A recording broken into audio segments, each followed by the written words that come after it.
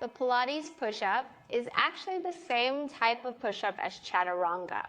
So it's not a wide push-up. The wide push-up is a little bit easier than the narrower push-up. Wide push-up will get into the pectorals or the chest muscles a little bit more. So you can definitely modify and adjust this and have them take their hands wide and do a wider handed push-up. Of course, you can also do the push-up on the knees, great option. But traditionally, it's done with the hands slightly wider than the shoulders, fingers probably turned out a little bit, hands lined up with the outer edges of the shoulders or so. The elbows are coming in towards the sides as you bend the elbows and do your push-up. But please note that the elbows are not coming in because we're pulling the elbow in. The elbow is coming in because we're spinning the bicep forward because we're doing this external rotation in the shoulder joint. So we want the elbow to come in from that positioning, this spinning, versus from hugging the elbows in. Otherwise, that will have actually the reverse effect that we want. If we try to pull the elbows in and we cue that, then it's actually going to have them drop forward into their chest and internally rotating their shoulder joint.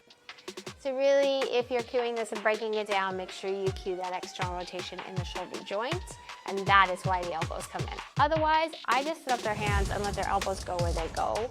I don't ever cue elbows pulling in. The other thing to note with this is traditionally, the Pilates push-up is done standing up, and then you walk the hands forward and back and you do your push-ups. Pilates also had them round forward and round up.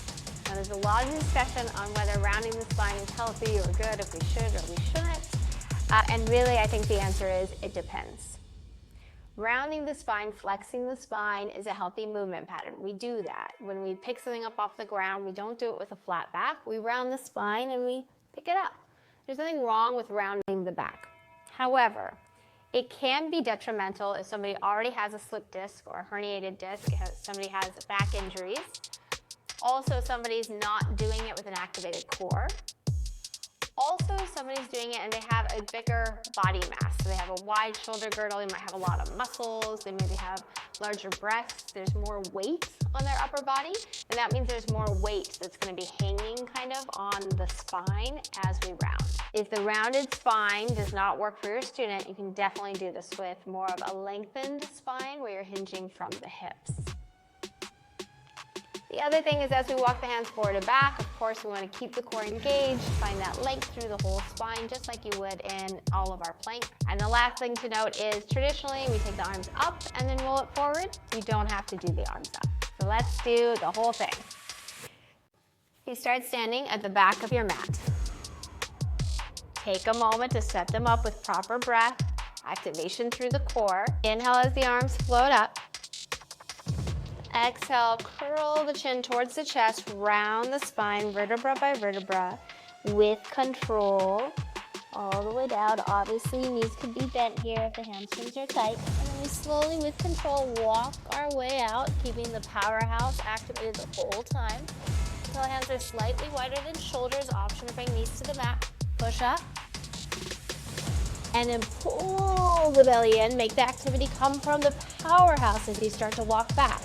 The belly pulling in is what's lifting the hips up.